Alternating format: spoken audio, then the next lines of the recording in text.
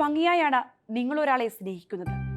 ഊട്ടിയിലെ മഞ്ഞു പടരുന്ന ആ മലഞ്ചെരുവിൽ വിശാൽ കൃഷ്ണമൂർത്തി അലീന ഇഗ്നേഷ്യസിന്റെ മുഖത്തേക്ക് നോക്കി ഇങ്ങനെ പറഞ്ഞു തുടങ്ങുകയാണ്.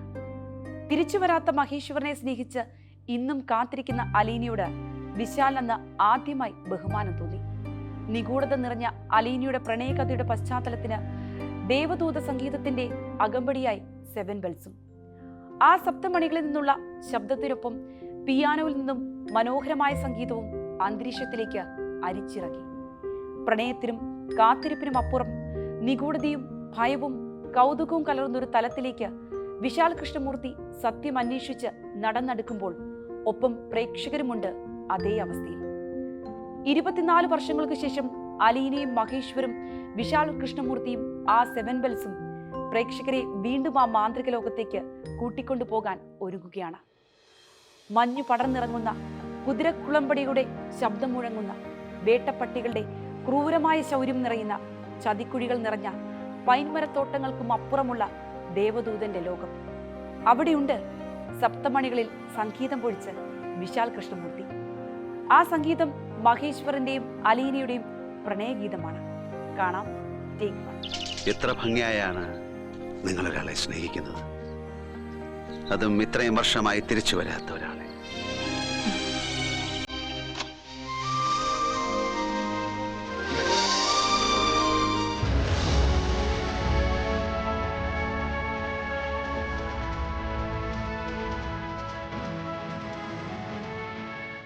മലയാളത്തിന്റെ ക്ലാസിക് റൊമാൻസ് ഹൊറർ ചിത്രം ദേവദൂതൻ പുതിയ കാലത്തെ മിഴിവോടെ പ്രേക്ഷകരിലേക്ക് എത്തുകയാണ്.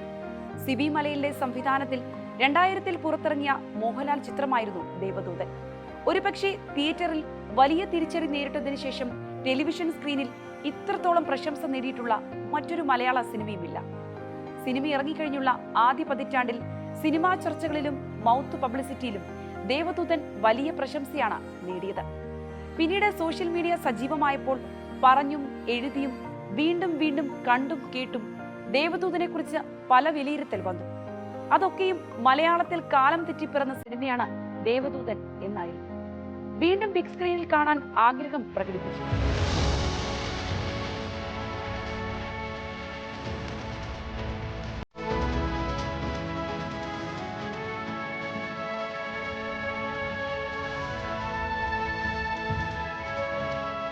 ഇപ്പോൾ 4K ദൃശ്യ നിലവാരത്തിലും ശബ്ദത്തിലും റീമാസ്റ്റേർഡ് റീ എഡിറ്റഡ് വേർഷനിൽ ദേവദൂതൻ തിയേറ്ററിൽ പുനരവതരിപ്പിക്കുന്നതിനുള്ള ബെല്ല് മുഴങ്ങി കഴിഞ്ഞു.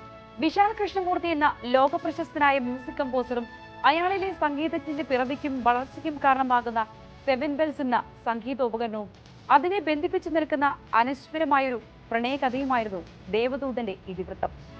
കൗതുകമുണർത്തുന്ന പ്ലോട്ടും മോഹൻലാലിന്റെയും ജയപ്രദയുടെയും ശ്രദ്ധേയമായ പ്രകടനവും വിദ്യാസാഗർ എന്ന മാന്ത്രിക സംഗീതജ്ഞന്റെ മാസ്മരിക സംഗീതവും രഘുനാഥ് പലേരിയുടെ എഴുത്തും ഹോളിവുഡ് സിനിമകൾക്ക് സമാനമായ സിബി മലയിൽ കൊണ്ടുവന്ന മേക്കിംഗ് സ്റ്റൈലുമൊക്കെ ദേവദൂതനെ ഇന്നും ഓരോ കാഴ്ചയിലും പുതുമ സമ്മാനിക്കുന്നു.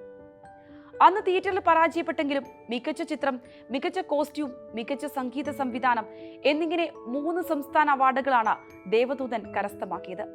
ദേവദൂതൻ പുതിയ പതിപ്പ് റിലീസ് ചെയ്യുന്നതിന്റെ ഭാഗമായി കൊച്ചിയിൽ നടന്ന ചടങ്ങിൽ സിനിമയുടെ അണിയറ പ്രവർത്തകർ ഒത്തുകൂടിയപ്പോൾ കാലം തെറ്റിയിറങ്ങിയ സിനിമയല്ല, സിനിമയുടെ അർത്ഥമെന്ന് ആളുകളിൽ എത്താത്തതുകൊണ്ടായിരിക്കാം തിയേറ്ററിൽ പരാജയപ്പെട്ടത് എന്നായിരുന്നു മോഹൻലാലിന്റെ ഭാഷ്യം.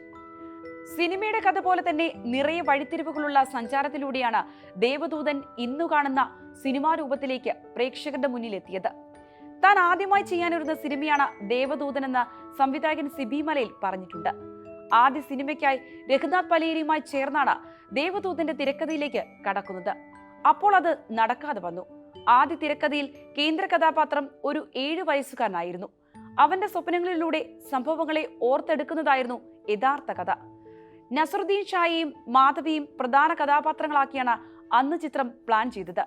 പിന്നീട് 17 വർഷങ്ങൾക്ക് ശേഷം പുതിയ ആൾക്കാരെ വെച്ച് ആ സിനിമ ചെയ്യാമെന്ന് നിർമ്മാതാവ് സിയാദ് കോക്കർ പറഞ്ഞപ്പോഴാണ് വീണ്ടും ദേവദൂതനിലേക്ക് സിബി മലയിലെത്തുന്നത്. തമിഴ് നടൻ മാധവനെ വെച്ച് ചെയ്യാമെന്ന് ചിന്തിച്ചു. എന്നാൽ ആകസ്മികമായാണ് മോഹൻലാൽ ചിത്രത്തിലെത്തുന്നത്. ഒരു ഹർത്താൽ ദിനത്തിൽ മോഹൻലാലുമായി സിയാദ് കോക്കർ കണ്ട് സംസാരിക്കുന്ന സമയം താൻ ചെയ്യാൻ പോകുന്ന പ്രൊജക്ടുകളെ കുറിച്ചൊക്കെ മോഹൻലാൽ സിയാദിനോട് പറഞ്ഞു. പിന്നീട് പുതിയ പ്രോജക്റ്റിനെ കുറിച്ച് ചോദിച്ചപ്പോഴാണ് സിബി മലയിലിനൊപ്പമുള്ള ദേവദൂതന്റെ കഥ പറയുന്നത്. കഥ കേട്ട് കഴിഞ്ഞപ്പോൾ തന്നെ താൻ ഈ സിനിമ ചെയ്യാമെന്ന് മോഹൻലാൽ പറഞ്ഞു. ആദ്യം സിബി മലയിലിന് അത് കൺവിൻസിംഗ് ആയിരുന്നില്ല. പിന്നീട് കഥയിലേക്ക് മോഹൻലാലിന് വേണ്ടി മാറ്റങ്ങൾ വരുത്തി, സുപ്രധാന ഭാഗങ്ങൾ മാറ്റി എഴുതി. മോഹൻലാലിന്റെ ഹീറോ ഇമേജിന് ചേരുന്ന രീതിയിൽ കഥാപാത്രത്തെ കോളേജിലെ മുൻ വിദ്യാർത്ഥിയാക്കി. കഥാകൃത്ത് രഘുനാഥ് പലേരിയും സംവിധായകൻ സിബി മലയിലും ആദ്യം ഈ മാറ്റത്തിൽ ഒട്ടും തൃപ്തരായിരുന്നില്ല. എന്നാൽ പിന്നീട് ഇരുവരും മനോഹരമാക്കി മാറ്റി. പല സീനുകൾക്ക് വേണ്ടിയും സെറ്റ് ഒരുക്കിയതടക്കം ബജറ്റ് അധികം വേണ്ടി വന്ന സിനിമയായിരുന്നു ദേവദൂതൻ. ആലുവ സെമിനാരിയും പരിസരവും ഒക്കെയായിരുന്നു ആദ്യം ലൊക്കേഷൻ. അവസാന നിമിഷം പെർമിഷൻ കിട്ടാതായതോടെ ഊട്ടിയിലേക്ക് മാറ്റുകയായിരുന്നു. സിനിമ കണ്ടിറങ്ങുന്നവരുടെ മനസ്സിൽ നിന്നും ഒരിക്കലും മായാത്ത ഒന്നാണ് മഹേശ്വറിന്റെ 7 ബെൽസ്. അത് ശരിക്കും സിനിമയ്ക്ക് വേണ്ടി മാത്രം കണ്ടുപിടിച്ചതാണ്. ബെൽസിന്റെ സൗണ്ടോടെയാണ് ചിത്രത്തിൽ എന്തരോ മഹാനുവിന്റെ സിംഫണി വിദ്യാസാഗർ ഒരുക്കിയത്. ഒപ്പം BGMൽ വലിയ രീതിയിൽ 7 ബെൽ സൗണ്ട് കടന്നു വരുന്നുമുണ്ട്. അന്നുവരെയുള്ള മലയാള സിനിമയിൽ ഏറ്റവും വലിയ റീറെക്കോർഡിംഗ് ആയിരുന്നു ചിത്രത്തിൻ്റെത്. വിദ്യാസാഗർ എന്ന പ്രതിഭാധനനായ സംഗീത സംവിധായകന്റെ കയ്യൊപ്പാണ് ചിത്രത്തിന്റെ ആത്മാവായി മാറുന്നത്. ക്യാമറാമാൻ സന്തോഷ് തുണ്ടിയിലും സിബി മലയിലും ഒരുക്കിയ മനോഹര ചിത്രങ്ങളിലൂടെ പ്രേക്ഷകർ ഇനി പുതിയ ദേവദൂതനെ കാണുകയാണ്. സാങ്കേതിക തികവിൽ പുതിയ കാലത്തെ മിഴിവും ശബ്ദ സൗകുമാര്യവും ഒപ്പം ചേരുമ്പോൾ ദേവദൂതൻ ഒരു അനുഭവമായി വെള്ളിത്തിരയിൽ നിറയും. അവിടെ 7 ബെൽസിന്റെ ശബ്ദം പതിയുയരുമ്പോൾ ഒരു അന്ധഗായകന്റെ നിലവിളി പോലെ നഷ്ടപ്രണയത്തിന്റെ നോവും കാലം കടന്നും അതിനായുള്ള കാത്തിരിപ്പുമെല്ലാം പ്രേക്ഷകരിലേക്കും ആ 2 പ്രാവുകളെ പോലെ പറന്നിറങ്ങും. സിനിമയുടെ ടാഗ്ലൈൻ പോലെ പ്രേക്ഷകരും പറയും, ആർക്കോ ആരോടോ എന്തോ പറയാനുണ്ട്.